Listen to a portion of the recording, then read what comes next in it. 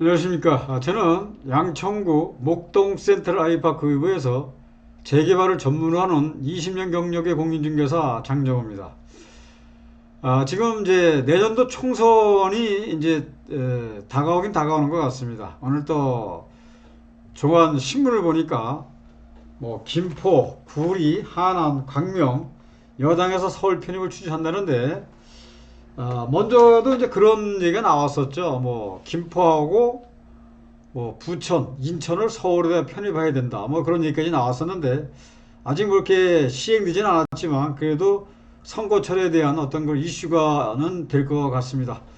오늘은 도시정비법상 권리산정 기준에 대해서 한번 알아보도록 하겠습니다. 이 권리산정 기준이라는 게 이제 다들 아시죠? 아파트를 분양받을 수 있는 권리를 얘기하는 거죠.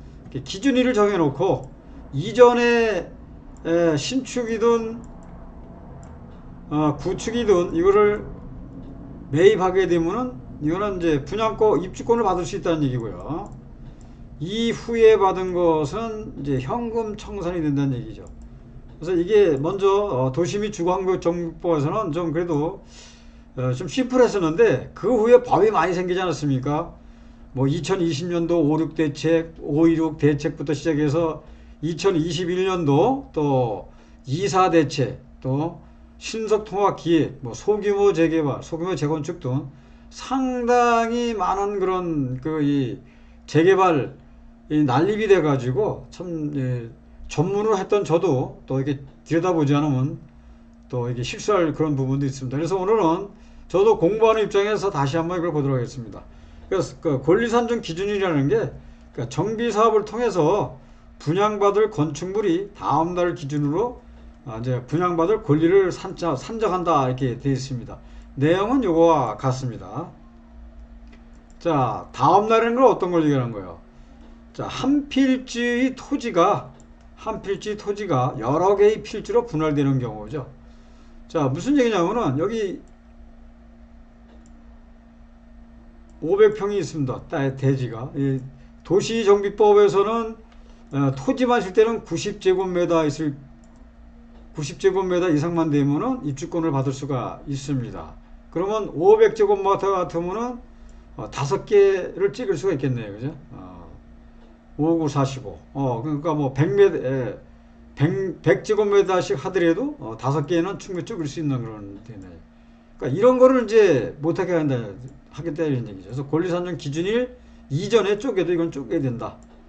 그 다음에 또 단독주택 또는 다가구 주택이 다세대로 전환 경우 우리가 단독주택이라는 게 이제 4층 건물 있지 않습니까? 4층.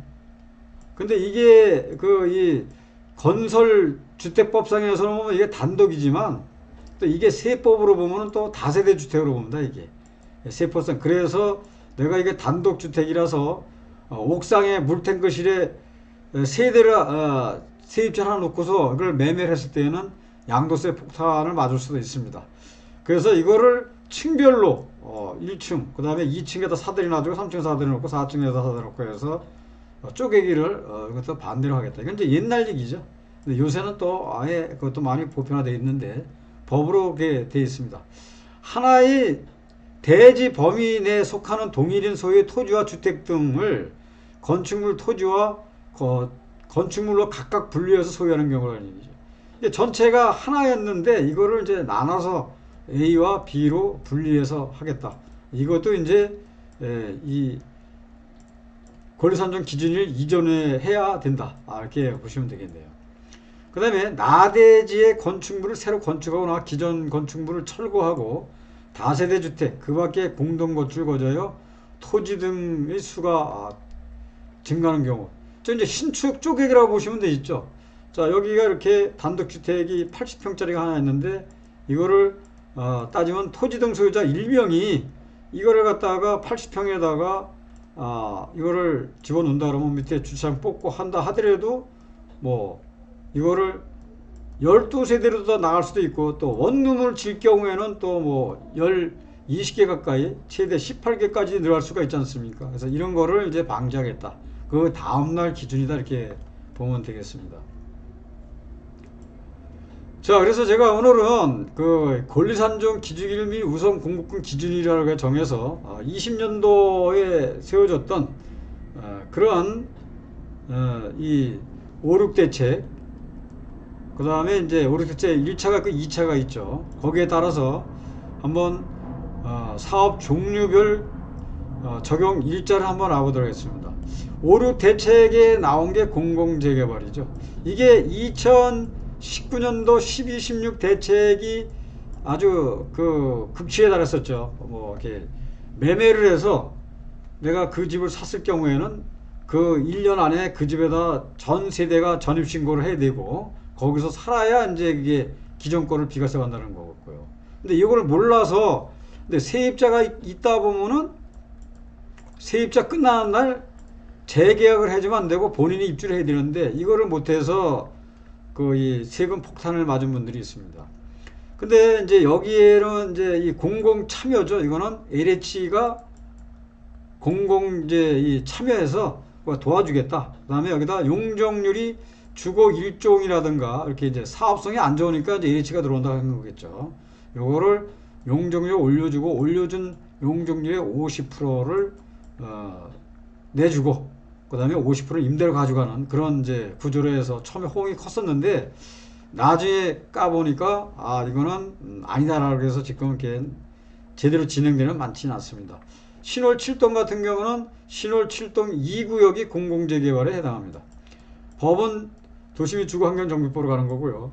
권리산정 기준일은 기존에 거기가 이제 구역이 지정됐다가 해제가 됐을 때는 그때는 먼저 권리산정 기준일이 이제 구역 지정일이 이제 정해지는 거고요. 그 다음에 구역 A에 따르면 2020년 9월 20일 날 여기가 이제 공모 선정을이었기 때문에 이때 이제 그 이 구역 권리산정 기준이 되는 거죠. 그 투기 이익을 막는다. 그래서 이제 해놨는데 그 다음에 여기가 그 또 토지거래 허가까지 같이 묶어놔서 거래는 거의 일어나지는 않았습니다. 자, 그 다음에 이제 2차가 나왔었죠. 2차로 해서 이것도 공공참여 LH를 했는데 이것도 도시 및 주거환경정비법으로 가는 거고 권리산정 기준일은 똑같습니다. 여기 2차도 이제 마찬가지로 이제 기존에 적용됐던 데는 구역지정일이 되는 거고요. 그 외에는 2021년도 12월 30일이었죠. 그러니까 이게 1차, 이게 2차가 되겠습니다. 그 다음에 2사 대책이 나왔죠. 이게 21년도에 들어서 나왔던 물건이죠. 자, 2019년도까지 몇 번의 지속적인 규제에도 불구하고 집값이 상승하자 전문가들이 수요가 많은데 공급이 없어서 그렇다. 그래서 나온 대책이 5, 6대책 1차, 2차였었고요. 그 다음에 2사 대책이 또 21년에 나왔는데 그렇다면 LH에서 직접 시행하겠다 이런 얘기죠.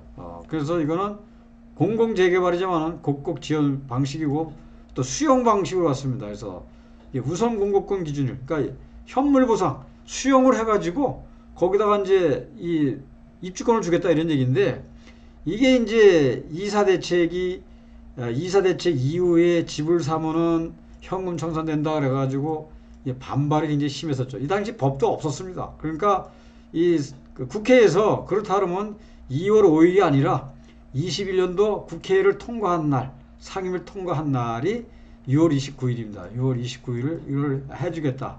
이렇게 돼 있는데 그 외에 뭐 우선 공급권을 주니 특별 공급권을 주니 여러 가지 혜택이 나왔는데 이거는 아직 그거 6월 29일이고요. 이게 좀 황당한 게 뭐냐면은 나는 여기에 내가 진짜 거주하려고 샀어요. 22년도에 뭐 이제 5월 달에 샀다 이런 얘기죠. 20년도 5월 달에 사서 빌라를 하나 샀는데 여기가 이제 이 공공재개발 이게 그 3080이죠. 이걸로 지정이 됐다.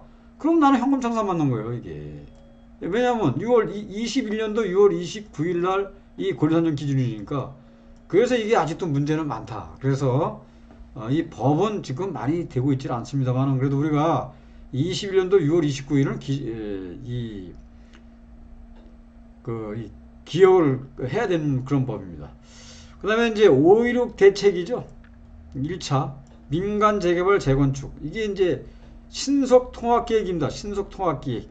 자, 이게 2사 대책에 나왔던 건데 관리지역이죠. 관리지역을 이렇게 지정을 해놓고 그런데 이제 오세훈 시장이 서울시장에 이제 그 중간에 들어가면서 이제 나왔던 게 당선되면서 그 얘기죠.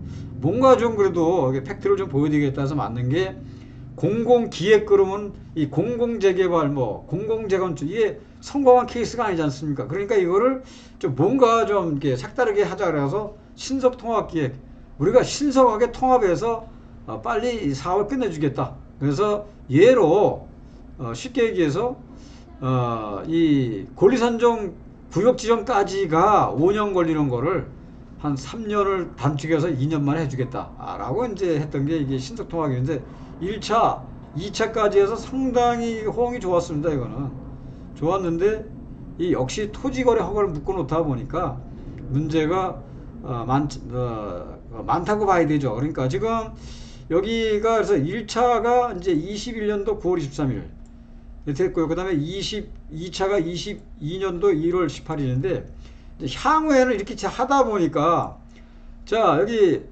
각 구에 한 개씩이니까 양천구인데 이렇게 돼 있어요. 여기가 2지구가 이제 이게 돼 있는데 여기는 선정이 되고 여기는 안 됐어. 그러면 여기에 또 따라서 또 신축이 들어서서 이게 다음에 이제 영원히 할 수 없는 그런 구조가 되다 보니까 이거를